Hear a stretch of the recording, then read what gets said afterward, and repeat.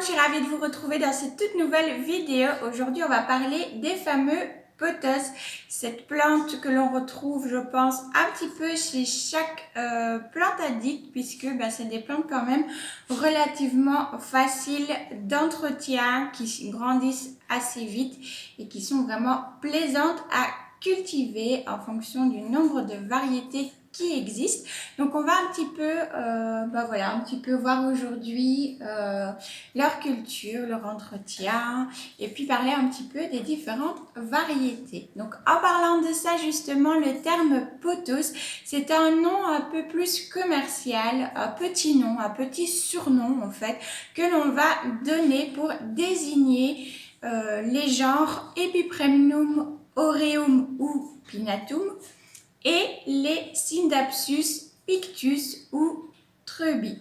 Ce sont des plantes originaires des forêts tropicales asiatiques et d'Océanie et ils font partie également de la famille des Aracées. Dans leur milieu naturel, ce sont des plantes grimpantes, donc un tuteur leur fera le plus grand bien. D'ailleurs, dans leur milieu naturel, les feuilles peuvent devenir vraiment énormes et se découper, tout comme les monsteras. Mais vu que ce sont des plantes faciles et pas trop rancunières, on peut très bien les cultiver aussi en suspension comme plantes retombantes. On en voit beaucoup et c'est aussi extrêmement joli. Donc voilà, moi ici j'ai un peu un mixte avec le Marble Queen. Il avait eu un tuteur et il retombe. Un petit mixte aussi, pourquoi pas. Mais voilà, donc vous pouvez très bien aussi les cultiver comme ça. Il faut juste savoir du coup que automatiquement les feuilles vont être quand même plus petites que si on lui fournit un tuteur sur lequel il va pouvoir vraiment s'accrocher. Là, on aura tendance à avoir des feuilles beaucoup plus grosses quand même. Au niveau de la luminosité, eh bien, nos chers petits pothos s'acclimatent plutôt pas mal là aussi, puisque c'est vrai que plus ils auront de luminosité et plus ça leur plaira, surtout pour les variétés un peu plus à variegation, donc panachées. Mais sinon, une luminosité moyenne, donc qui sera plus faible, leur plaira aussi. Ils risquent juste effectivement d'avoir là aussi des feuilles un peu plus petites et les tiges peuvent aussi s'étioler. Donc au lieu d'avoir des feuilles qui se rapprochent vraiment les unes des autres, vous pouvez avoir, je vais essayer de vous montrer une. Celle-là, c'est un peu plus long, mais c'est pas flagrant. Mais sinon, quand ça s'étiole, au fait, vous allez avoir par exemple une feuille ici. Et au lieu d'avoir celle-ci, vous n'allez pas en avoir. Et puis, vous aurez juste ici, par exemple. Donc, l'écart entre les feuilles sera plus grand. Donc, voilà, ça peut être une des conséquences d'un manque de luminosité chez le pothos. Maintenant, il n'y a rien de bien grave non plus. Voilà, c'est un petit peu à vous de voir aussi ce qui vous plaît et comment vous avez envie de le cultiver. Mais voilà, c'est vrai que il aime bien quand même la luminosité et mais attention, pas de soleil direct parce que là, ça peut vraiment venir brûler son petit feuillage. Pour l'arrosage, là encore, ils sont pas du tout difficiles ni rancuniers. Quand on lit un petit peu les informations, on voit qu'on préconise souvent de laisser sécher le substrat entre deux arrosages et je vous avoue que personnellement c'est ce que je fais. Je laisse vraiment sécher avant de venir arroser de nouveau et en hiver j'arrose encore moins en fait ils s'emportent vraiment très bien. Si jamais vous dépassez leurs limites, ils vont vous le dire puisqu'ils vont avoir en fait les feuilles qui vont s'enrouler. Moi je ne l'ai pas ici mais vous allez voir, j'espère que je ne sais pas si vous voyez, j'espère que oui. Mais au fait, les feuilles, elles vont s'enrouler dans ce sens-ci, au fait. Voilà. Elles vont s'enrouler. C'est un peu un petit mécanisme chez les plantes quand ils manquent d'eau. Ils ont tendance à enrouler leurs feuilles pour garder au fait un maximum l'humidité à l'intérieur parce que voilà, il manque d'eau. Donc c'est un petit signe. Si votre pothos fait ça, alors c'est qu'il a très soif et qu'il est grand temps de lui donner un petit arrosage, un bon arrosage même. Après, c'est vrai qu'il faut essayer d'éviter d'en arriver jusque-là pour ne pas qu'il y ait je vais dire un choc hydrique, donc une plante qui est complètement assoiffée, puis hop, elle a beaucoup d'eau, puis de nouveau complètement assoiffée, puis encore beaucoup d'eau. C'est vrai que c'est des choses qu'il faut essayer d'éviter avec les plantes, mais voilà, encore une fois, les pothos sont assez faciles d'entretien, donc si jamais ça arrive à votre pothos, pas de panique, hein. Voilà, vous lui faites un bon arrosage et puis vous allez voir ces feuilles qui vont redevenir normales, qui vont se relever et il sera de nouveau en pleine forme. Par contre, une petite chose, c'est qu'il n'aime pas avoir, comme beaucoup de plantes d'ailleurs d'intérieur, les pieds dans l'eau. Donc il faut vraiment éviter de lui laisser de l'eau qui stagne dans un cache-pot ou dans une soucoupe. Donc quand vous l'arrosez, pensez bien à laisser une bonne demi-heure, voilà, égoutter sur le bord de votre évier par exemple, sur une petite grille, ou, enfin voilà, où vous faites d'habitude, mais laissez bien égoutter avant de replacer votre potasse à sa place. Au niveau du substrat, là encore, comme d'hab, il n'est pas très compliqué.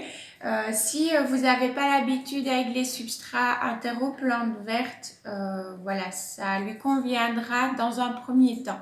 Après, c'est vrai qu'ils aiment bien avoir quand même un substrat quand même un petit peu drainant, hein, donc, et puis c'est toujours mieux, je trouve, pour n'importe quelle plante de toute façon d'intérieur, de ne pas avoir un substrat qui va garder trop l'eau et trop longtemps, parce que c'est là souvent qu'il y a justement des pourritures au niveau des racines.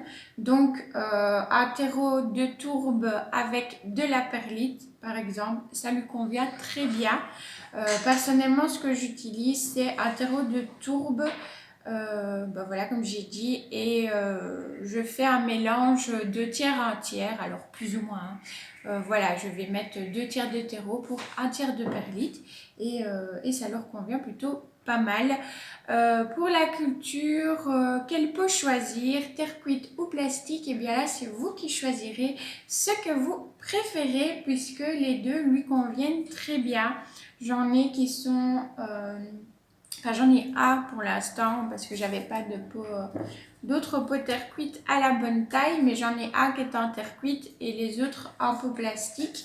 Et voilà, même celui en pot terre cuite se plaît très très bien. Il faut juste voilà, gérer les arrosages différemment en fonction du pot que vous choisissez, mais les deux lui conviennent vraiment très bien. Donc à vous de choisir votre préférence. Pour la fertilisation, là pareil, à vous de voir un petit peu vos préférences au niveau des engrais. Moi personnellement, lorsque je rempote au printemps, il y a déjà de l'engrais dans le substrat que j'utilise, parce que c'est le paquet de terreau en fait, enfin de substrat que j'achète qui en contient déjà. Donc c'est de l'engrais à diffusion lente type osmocote. Donc ça couvre plusieurs semaines de fertilisation. Mais si vous n'utilisez pas ce type d'engrais là et que vous préférez de l'engrais liquide, eh bien voilà, une petite fertilisation tous les 15 jours à la belle saison. Donc on appelle belle saison en général, c'est de mars à septembre. Et pour l'automne et l'hiver, eh bien là à vous de voir si vos plantes continuent d'évoluer ou pas, enfin d'évoluer, de croître, voilà, ou pas. Si elles sont au repos, elles sont au repos, elles sont au repos. Par contre, s'ils continuent de pousser, c'est vrai que c'est mieux quand même. Moi ici à la maison, je fais beaucoup d'observations. Si je vois que la plante est au repos, je vais la laisser tranquille. Par contre, si elle continue leur croissance, et bien là, je fertilise, mais à une dose plus faible et moins souvent. Donc en général, je vais le faire une fois par mois. Et je diminue la dose là de l'engrais liquide, puisqu'en hiver j'utilise l'engrais liquide justement pour pouvoir doser moi-même. Donc là, un engrais liquide, je vais diviser la dose qui est préconisée sur l'emballage par 2 et tout se passe bien. Comme ça, on évite éventuellement des carences et aussi on évite éventuellement une surfertilisation. Donc voilà, après c'est à vous de voir chez vous, hein, voilà, vous faites comme il vous semble le mieux par rapport à vos plantes chez vous. Voilà, moi c'est comme ça que je fais à la maison. Je regarde un petit peu qui fait dodo et qui continue de grandir. Que dire d'autre sur nos fameux pothos, mis à part que ce sont des plantes qui sont vraiment très faciles d'entretien, qui s'adaptent bien, comme on l'a vu, à pas mal de choses. Je sais qu'il y a des personnes qui ont difficile à- avec le pothos. Alors, il n'y en a pas beaucoup, mais j'ai déjà eu des messages disant qu'ils n'y arrivaient pas, que la plante mourait. Voilà, au niveau du potage, je dirais de vraiment faire attention à l'arrosage. Comme je disais, il n'aime pas avoir les pieds dans l'eau et il n'aime pas avoir un substrat qui va garder l'eau trop longtemps et beaucoup trop d'eau d'un coup. Donc vraiment un substrat détrempé ou un substrat qui garde une humidité constante trop longtemps, beaucoup trop longtemps dans le temps. Là, c'est vrai que ça peut lui être néfaste. Donc voilà, peut-être surveiller à ce niveau-là, mais mis à part ça, le pothos est assez facile. Même au niveau des nuisibles, je trouve que c'est pas une plante qui va avoir de gros dégâts et qui va forcément, entre guillemets, attirer beaucoup les nuisibles.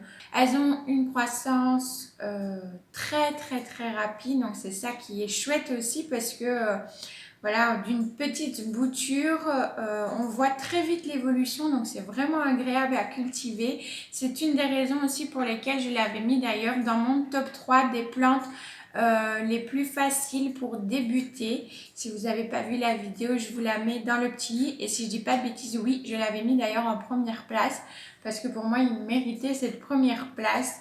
Donc voilà, ils offrent aussi beaucoup de variétés. On va voir ça tout de suite. Alors moi, je n'en ai que 4. Donc voilà, c'est une micro collection.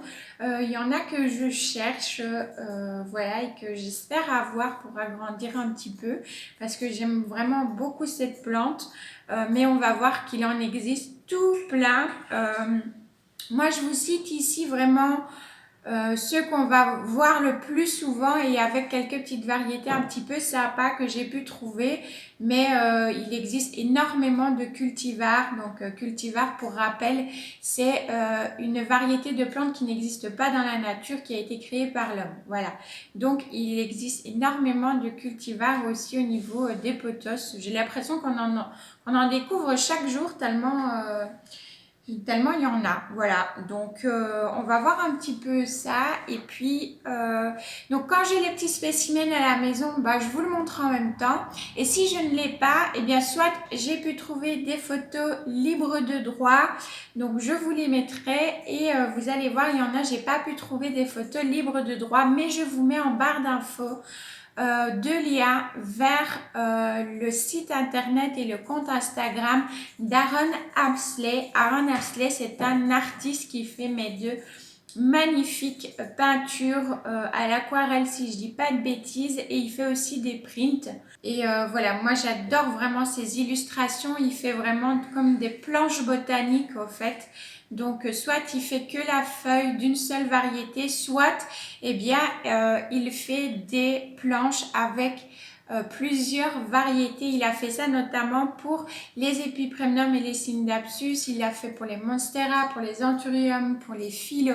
Enfin voilà, si vous ne connaissez pas son travail, je vous invite vraiment à le découvrir parce que c'est magnifique. On dirait qu'il a juste poser la vraie feuille sur sa planche de papier tellement c'est réaliste. Enfin, moi j'adore. Donc voilà, je vous mets les liens comme ça. Vous pourrez aller checker un petit peu justement sur ces illustrations la fameuse variété. Vous aurez comme ça un petit visuel. On va commencer avec les Epipremnum aureum et là on va avoir le golden. Donc celui-là je vous mets à ma sœur parce que comme d'habitude il est, oui j'en ai pas 4, j'en ai 5 du coup, il est enrubanné autour de la plantagère et continue son ascension.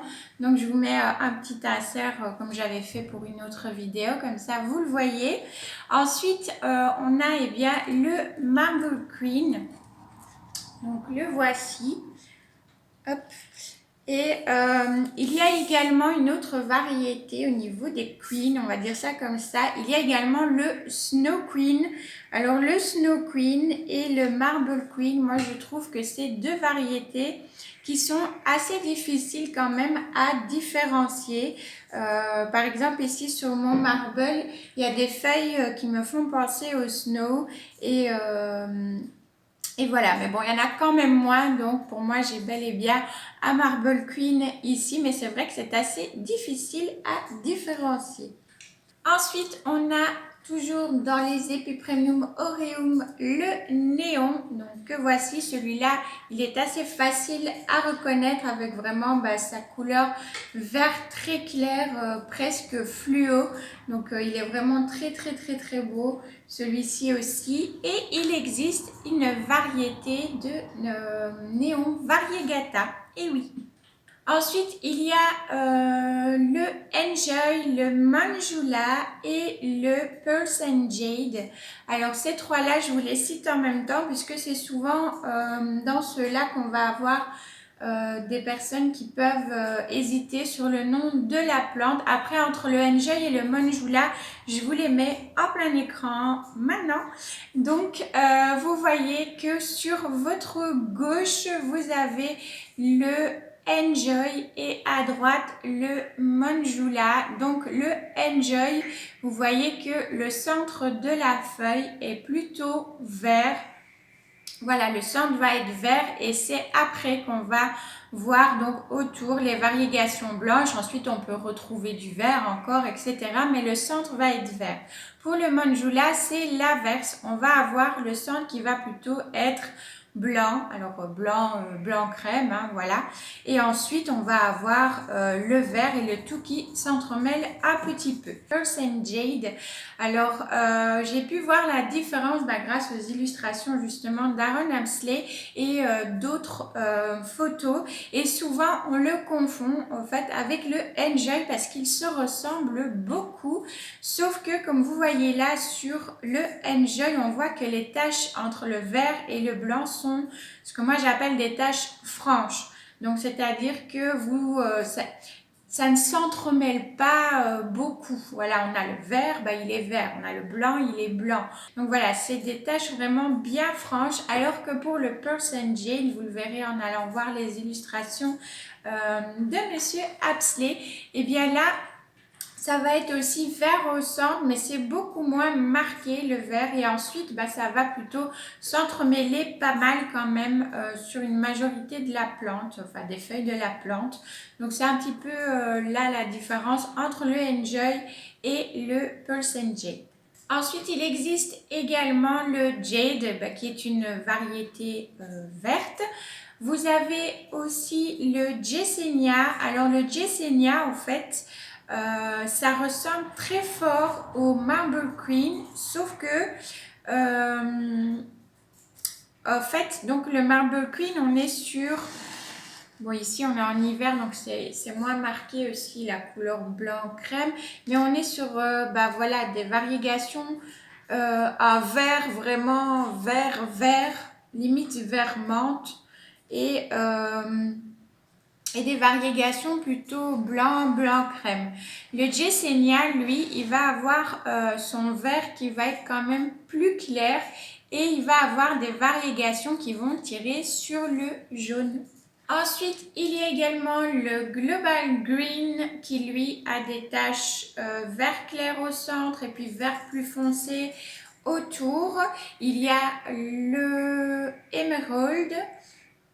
Emerald, bon, mon accent anglais, hein, voilà, mais il y a donc l'Emerald qui lui c'est l'inverse du Global Green, donc il va avoir le vert foncé au centre et clair sur le pourtour. Donc là encore vous verrez dans les illustrations que vous pourrez aller voir d'Aaron Apsley. Et alors, vous avez également le glacier. Voilà. Alors, pour moi, je trouve que le glacier, c'est un mélange un peu, j'ai l'impression, entre un Enjoy et un Pearls and Jade. Voilà, c'est très compliqué à mon avis, ça doit être bien compliqué de les différencier aussi ceux-là. Mais voilà. Et vous avez aussi un autre qui existe, si je ne dis pas de bêtises, en tout cas d'après mes recherches, il fait bien partie du genre Epipremnum aureum. Il s'agit du Shangri-La et ça je vous ai trouvé une photo. Donc moi je ne sais pas ce que vous en pensez, mais moi je trouve que ces feuilles ressemblent un petit peu à des feuilles d'épinards. Je trouve ça assez marrant. Donc voilà. Ensuite, vous avez le genre Epipremnum pinnatum et il existe du coup le fameux Cebu Blue. Là, pareil, je n'ai pas pu trouver de photos libres de droit, mais comme d'hab, vous pourrez aller les voir dans les illustrations. Le Cebu Blue, en fait, la variété pinnatum, elle a un feuillage qui va être plus en longueur. Donc, tout ceci, en fait, on voit, c'est vraiment des feuillages bien arrondis. Pareil pour le marble, là, on est sur des feuilles vraiment bien arrondies aussi, même si on a qui sont plus petites, mais ça reste quand même, voilà, assez arrondi sur le dessus. Le genre pinnatum, pardon, va être beaucoup plus allongé et pointu. Vous avez le vert, le normal, et le Cebu Blue, lui qui a, comme son nom l'indique, des reflets un peu argentés, bleutés, comme ça. Il est vraiment très très beau celui-là aussi. On continue du coup avec les Scindapsus, avec le genre Scindapsus pictus. Donc j'en ai deux à vous montrer ici. Donc vous avez le Silvery Anne. Alors le Silvery Anne, c'est celui-ci. Hop, j'essaye de vous montrer parce qu'il m'a tourné bien ses feuilles. C'est celui-ci, donc il a du vert mais il a des taches argentées assez diffuses. Donc comme on le voit, j'essaye de vous montrer un petit peu plus près. Après, vous n'avez jamais de feuilles qui se ressemblent. Ici, elle est comme ça. Celle-ci, elle est comme ça. Ici, elle est un petit peu moins... Ici, c'est limite si c'est pas une qui ressemblerait à un Argyreus. Donc voilà, c'est vraiment assez... d'une feuille à l'autre, ça va être quand même assez différent. Mais du moment où vous avez des taches comme ça qui se développent sur vos feuilles, c'est bien un Silverian. C'est vraiment des taches argentées par pointillés comme ça, mais aussi bien diffuses. Donc voilà, si vous avez ça sur votre plante, c'est un petit Silverian. Ensuite, vous avez l'Exotica. L'Exotica, lui, pour le reconnaître, hop. Donc, il a, comme vous le voyez, ici au niveau de sa nervure principale, donc si on regarde derrière, la nervure principale, et bien là, vous avez du vert en fait qui va suivre tout le long de la nervure principale. Après, il existe apparemment aussi le trébi que je vous avoue, je ne connaissais pas et je pense que c'est Philippa FJ Green qui avait expliqué la différence. Alors Philippa, si je me trompe, tu le mets en commentaire. Mais donc, du coup, il me semble que la différence entre l'Exotica et le trébi, ça va être un peu la forme des feuilles aussi qui va jouer. Il me semble que le trébi, lui, est un petit peu moins large et un tout petit peu plus long, je pense. Après, voilà, si jamais, regardez dans les commentaires si Philippa sait nous dire exactement la différence. Mais il me semble que c'est ça. Ici, sur l'Exotica, on est vraiment sur de très très grosses feuilles. Parce que le trébi a lui aussi, au fait, le milieu. Alors, trébi, pas trebi. On va voir les trebis après. Ici, c'est bien trébi, donc T-R-E-B-I-E. De toute façon, vous avez vu, je vous marque les noms de toutes les plantes ici, puisque comme ça, vous avez l'écriture. Et c'est d'ailleurs aussi une de mes abonnées qui m'avait fait cette suggestion-là, enfin cette demande-là. Si je pouvais marquer les noms des plantes, il me semble que c'est Hélène qui me l'avait demandé. Donc voilà, c'est chose faite. Dès que je peux mettre les noms dans les vidéos, je le ferai. Alors, je ne vous promets pas que je le ferai tout le temps, ça peut arriver que j'oublie, mais voilà, je vais essayer de ne pas oublier et en fonction des vidéos que je fais aussi, évidemment, voilà, il y a des vidéos où si je fais un vlog par exemple, bah, ça va peut-être être un petit peu entre guillemets moins approprié de mettre chaque fois le nom ou quoi, mais voilà, je vais essayer pour une majorité de vidéos de ne pas oublier de vous mettre les noms, comme ça vous avez les noms exacts et l'orthographe. Donc voilà, Philippa, du coup, si tu sais éclairer tout ça, bah, ce serait super sympa. Merci d'avance. Ensuite, vous allez avoir l'Argyréus. Là, je vous ai trouvé une photo libre de droit, donc je vous la mets. Comme vous le voyez, l'Argyréus, c'est comme si on était venu au fait donner des petits coups de pinceau comme ça sur les feuilles. Donc, c'est vraiment des taches bien nettes, bien précises. Ensuite, vous avez le Silver Splash. Et le Silver Splash, en fait, il ressemble entre guillemets à l'Argyréus.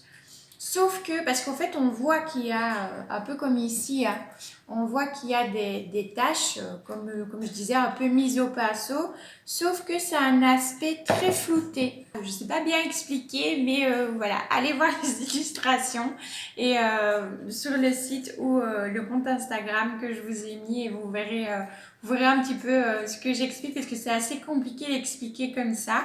Voilà, quand il n'y a pas de photo. Mais voilà, ça va être un petit peu plus diffus. J'essaye de regarder au fait sur mon Silverian si j'ai pas une feuille qui éventuellement pourrait un petit peu refléter ce dont je parle, mais non, je n'ai pas, désolée. Mais voilà, donc c'est un peu tacheté, flouté avec un petit halo argenté sur toute la feuille. Ça, c'est pour le Silver Splash. Il y a aussi le Silver Lady. Le Silver Lady, c'est des taches, ça va ressembler un petit peu à ceci au niveau des taches extérieures, mais il ne va pas forcément avoir la grande ligne verte comme ça sur la nervure.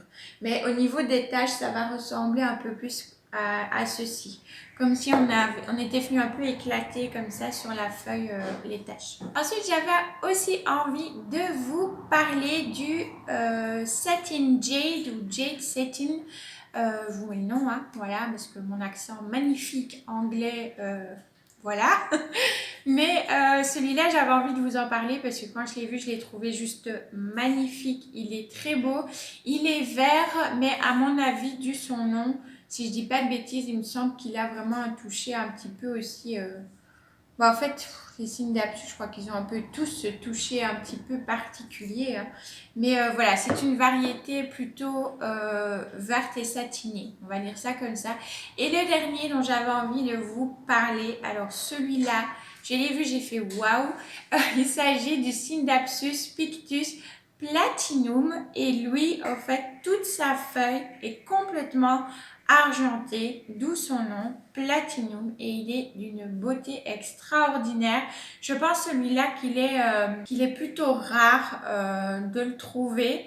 Donc voilà. Et je termine sur les potos avec le genre Scindapsus Treuby, avec le fameux Treuby Moonlight qui lui va avoir des feuilles argentées, mais au lieu d'être des taches comme ceci, au fait, c'est vraiment comme un reflet un peu métallisé, argenté comme ça, ce qui est très très beau. Et tout comme le genre Pinatum, les feuilles chez les Treuby vont aussi être plus étroites et plus allongées. Donc c'est vraiment très très beau aussi. Et le deuxième, il s'agit du Early Black.